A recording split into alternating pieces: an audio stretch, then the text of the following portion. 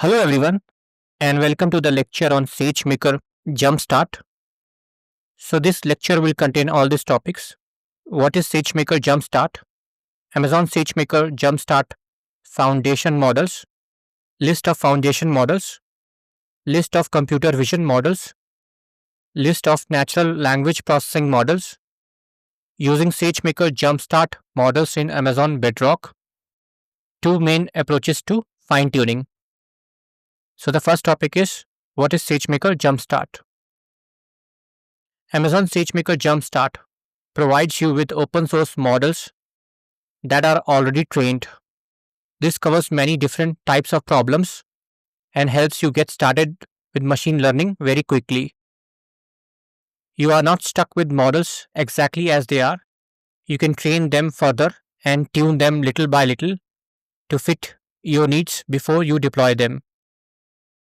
JumpStart also gives you templates that set up the necessary infrastructure for common use cases. Plus, you get example notebooks that you can actually run to see how things work with SageMaker AI. You can find all these models and templates on the JumpStart landing page. Whether you use the updated Studio Experience or Studio Classic, you can easily access, fine-tune, evaluate, and deploy your models from there. Second topic is Amazon SageMaker JumpStart Foundation Models. Amazon SageMaker JumpStart offers state-of-the-art models that help you do many different jobs, such as writing content, generating computer code, answering questions, summarizing text, and retrieving information. A foundation model is a very large language model trained on a massive amount of data. It serves as a flexible starting point that you can adapt to build more specialized models for your specific needs. Some important examples of these powerful models include Llama 3 70B, Bloom 176p, Flan T5 XL, GPT-J 6p, all of which can be fine-tuned for specific language tasks. I'll be covering all these models in detail in next few slides. This service allows you to easily access and maintain both publicly available models and proprietary models from other companies to build and integrate your own generative AI solutions. Third topic is list of foundational models.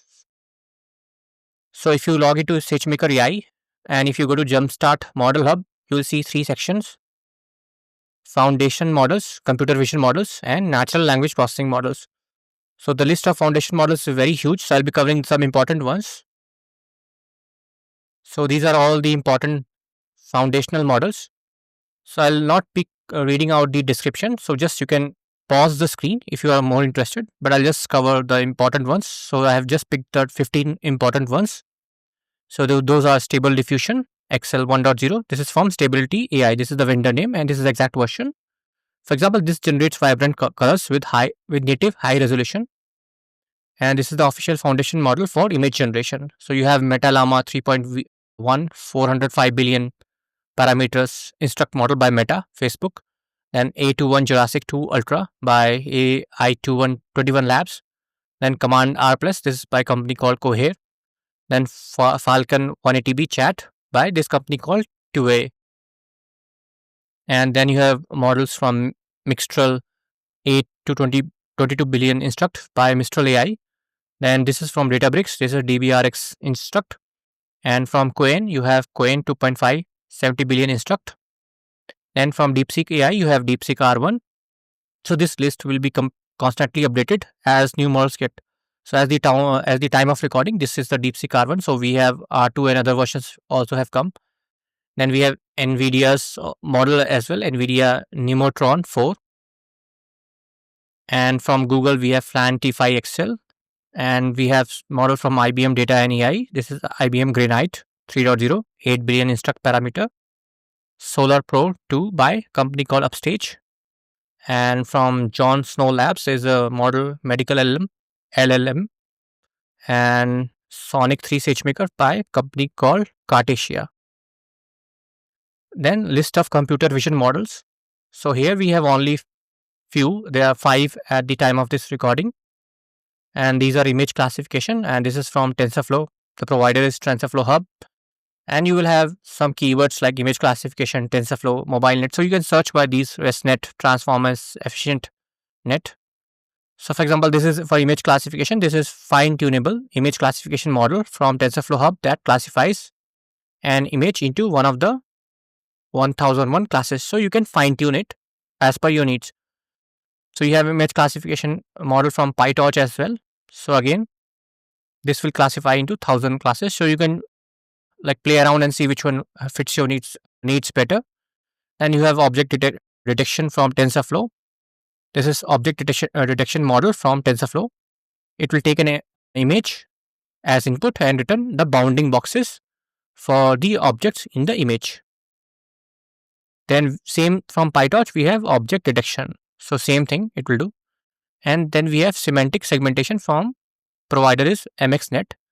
This is a fine-tunable semantic segmentation model from Gluon CV that takes an image. This is computer vision CV as input and returns class label for each pixel in the image. And third category is list of natural language processing models. So at the time of recording, there are like around 8 of them. So I'll just covering them one by one. So you can read the description. So I'll just go few of it. So for example, text classification, we have TensorFlow. So this falls under NLP, natural language processing. So for example, this is fine-tunable text classification model built upon text embedding models from TensorFlow Hub. It takes text string as input and classifies the input text as either positive or negative. Movie review. And then we have text summarization from Hugging Face. So with Hugging Face, we have quite a few. This will do a text summarization. It will take string and return the summary. Then we have machine translation. It will take text and predict its translation. And we have sentence pair classification. This will do a sentence pair classification from the text embedding models from TensorFlow Hub. It takes a pair of sentences as input and classifies the input pair to entailment or no entailment. Then we have same thing from Hugging Face. Then we have named entity recognition. That this takes a text string as input and predicts the named entities in the input text. Like what all objects are there. It could be object, it could be humans. So it will say what are things it has found. Then we have question answering from Hugging Face. And it takes 2 strings as inputs, the question and the context, and returns a substring as an answer. Then text generation, again, this is from Hugging Face. And this will predict the next word.